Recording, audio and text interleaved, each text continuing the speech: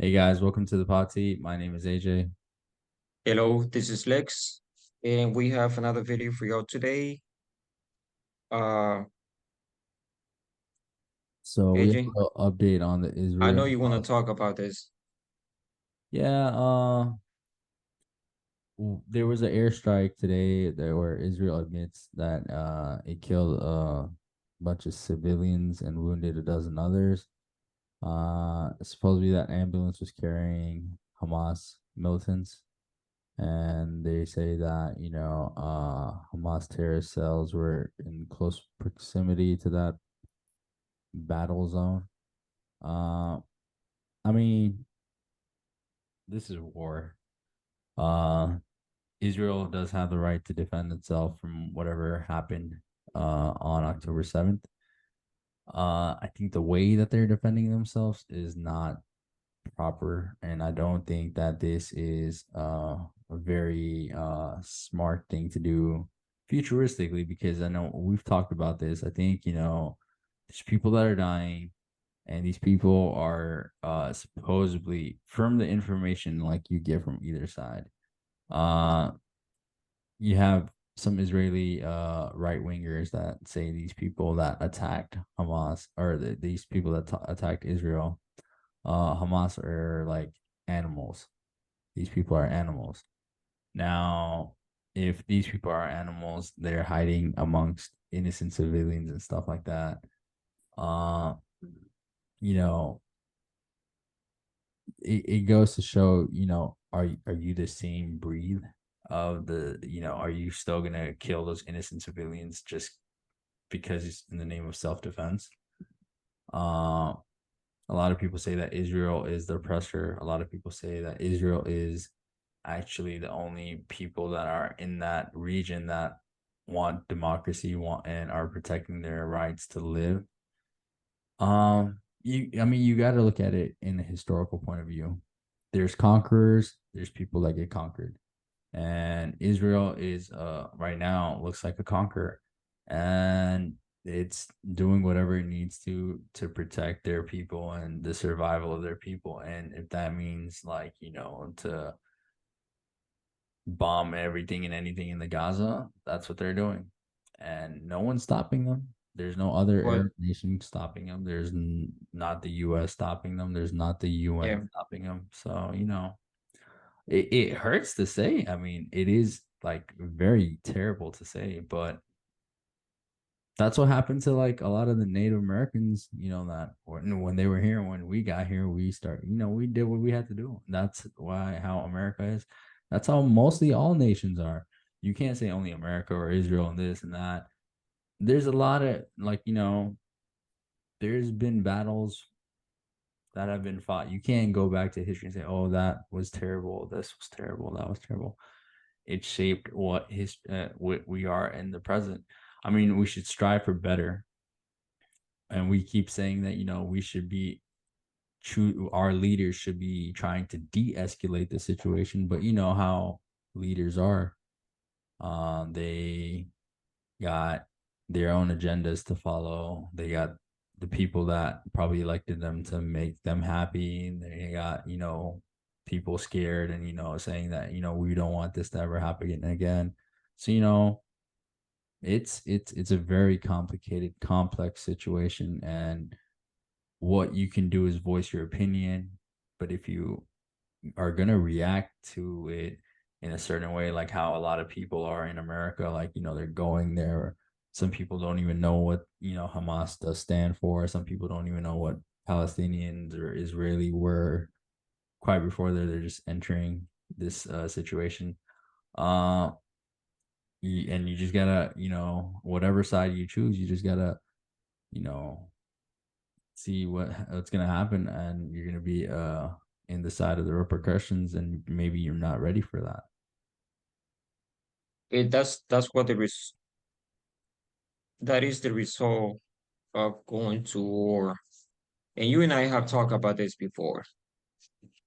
Some people they just like to talk and say, okay, we need to go to war with that country, need to go to war with that country. You don't even know what it really means to be at war.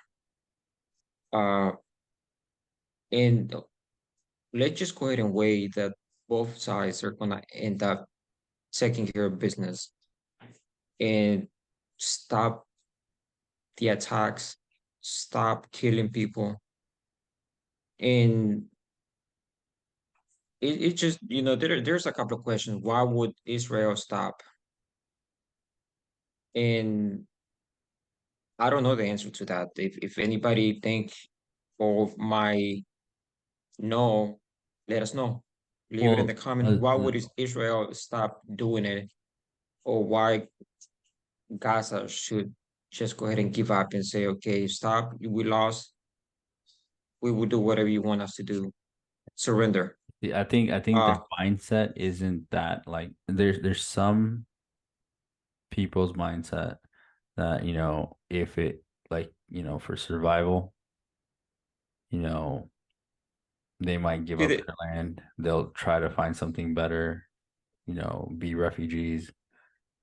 Some people may become radicalized and be like, hey, this is where my parents, my foreparents and grandparents, great grandparents, friends, family have been.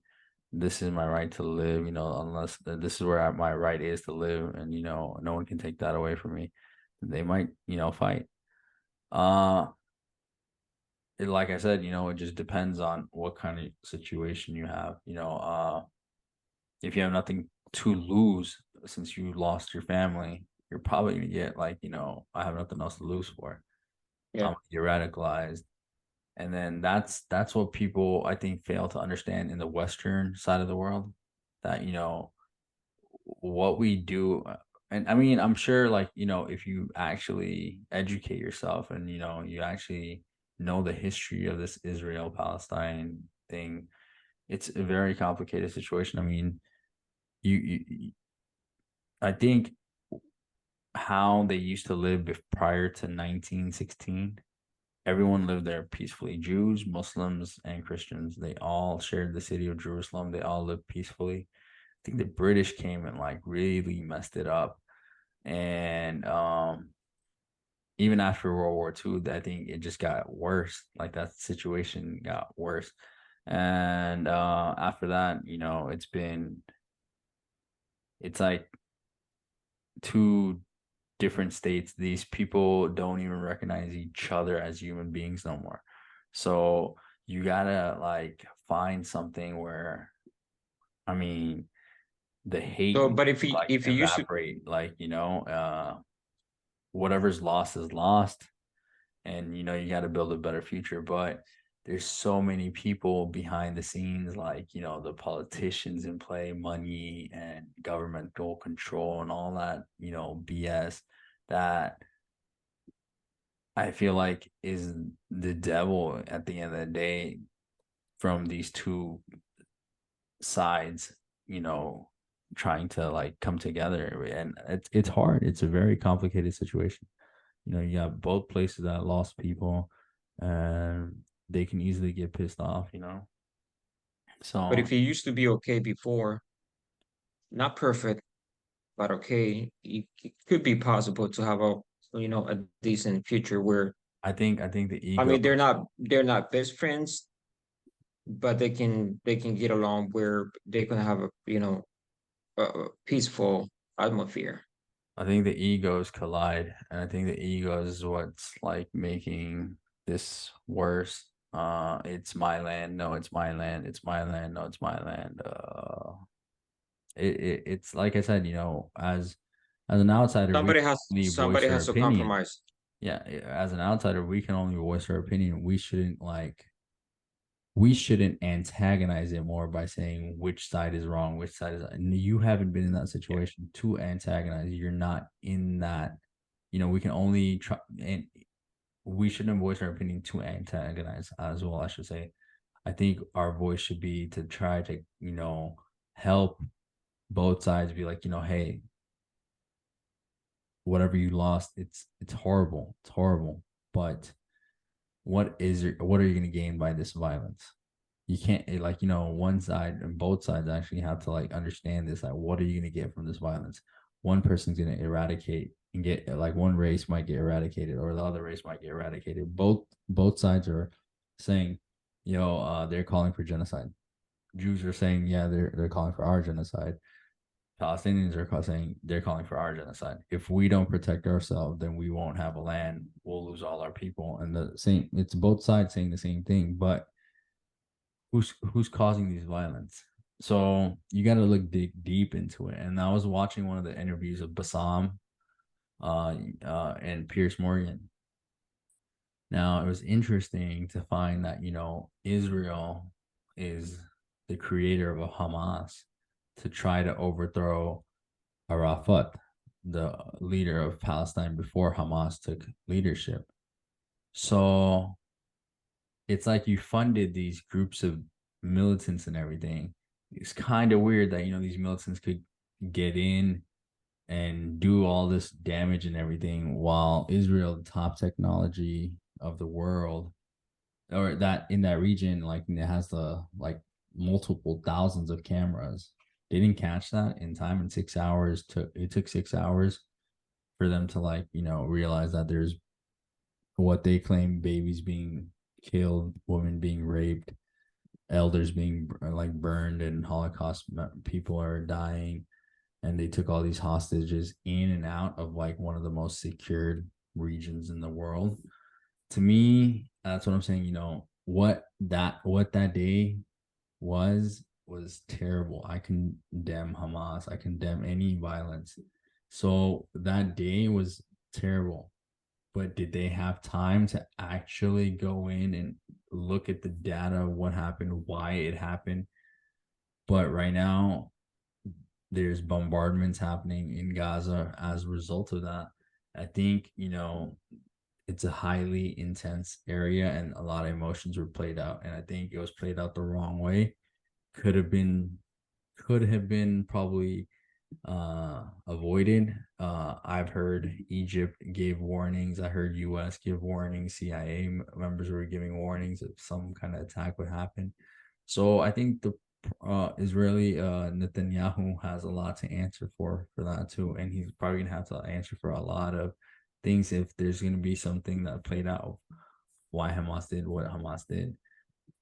And I don't think, and if you give these militants that much power and everything, and then they say that there was a democracy and they chose Hamas, I don't think a lot of people that are even living in Hamas were even born or even at that age to even vote for these leaders. I think maybe it could be forcefully put on to them too.